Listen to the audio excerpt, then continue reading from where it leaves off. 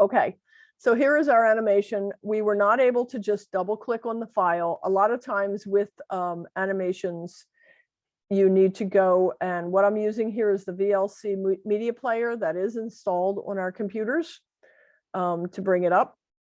So, but it did take a good, I don't know, an hour and a half, an hour and 45 minutes to finish rendering out all 151 frames. And it, and then even after that, after it finished rendering the frames, it had the status bar at the bottom was totally full. It was still saving the file. So the trick with this too is not to get too impatient and realize that you're, when you're rendering on our machines in the CAD lab, you might want to put a little note on there. You've seen them, you know, when everybody else is rendering, please do not log in, do not log off, you know, whichever. And this is the basics of the animation. As we talked about, you really want to just, the animation wizard walks you through it. You know, just pull that up, make sure that you get your, but before you start onto the animation, make sure you have a good framing. Make sure that your textures are showing up the way you want them to, that your form is defined, that you have enough contrast between the background and your piece. And then just give it a try. I'd like to see everybody's bangle in an animation at Final Crit. That would be really fun. And it would really be great if we could just splice them all together into a reel somehow. So that's where we are with that. And I'm gonna save this file. And that's fine. No, and we're not gonna save it there. We're gonna save it in rendering examples here. And this is bangle. Okay, that's fine. Now, I'm going to take this off.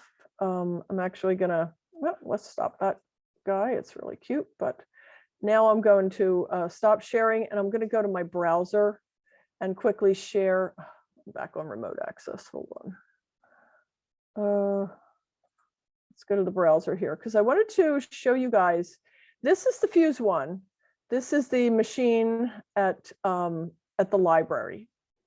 And basically, I want to tell you the build volume there is 6.3 inches by 6.3 inches by 11.8 inches. That's 165 millimeters by 165 millimeters by 300 millimeters. So that's a decent volume. It's a little bit, it's about the same as what we have with our Form 2s and our Form 3.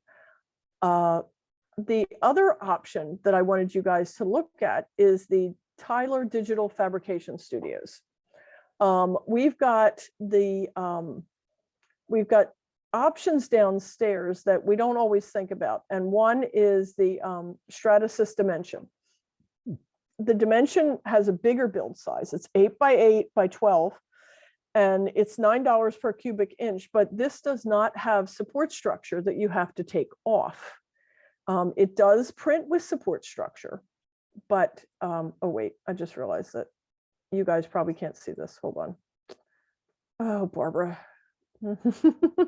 The end of the day gets trickier. Here we go. Here's our Digital Fabrication Studios. Let me pull up the chat. I'm gonna put that in here. Okay. So this is downstairs in the basement of Tyler, and they have a printer that can print interlocking parts. That's the Stratasys Dimension, and it prints a dissolvable support structure that after the printing is complete, it gets dissolved away before you get handed your part. This is great for interlocking parts, which is what the Fuse can do as well. Now, if we go to, gosh, I've got my things here. 507, I've only got 3 minutes. Okay. If we look at materials here in form, over at the form, dental resin jewelry, here we go, the powder. So this is what these pieces look like. Currently, I think that it's only gray, because none of their sample pieces that they're showing here are white. Shapeways uses a similar process and has it available in different colors, including white, which takes the dye really nicely. Does anybody have any questions? I just wanted to bring these up. I wanted to give you this additional information.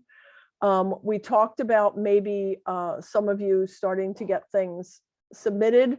For now, when we're submitting things to the library, to the SLS printer, I'd like you to let me know that it's ready to print, and then save it to a place where I can get to it, and I will email the library and copy you, so that this way we're both in on all correspondence about the part.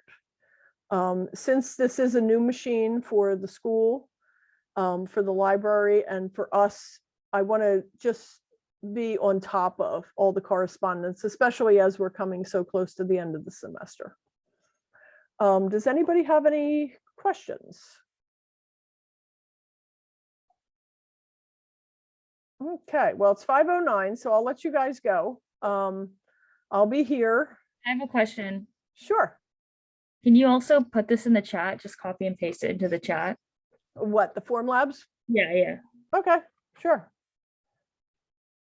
There we go. All right. Okay, yeah, so we got that. All right, I'm going to stop recording and I'll hang around here a little bit for anyone who needs me. Okay.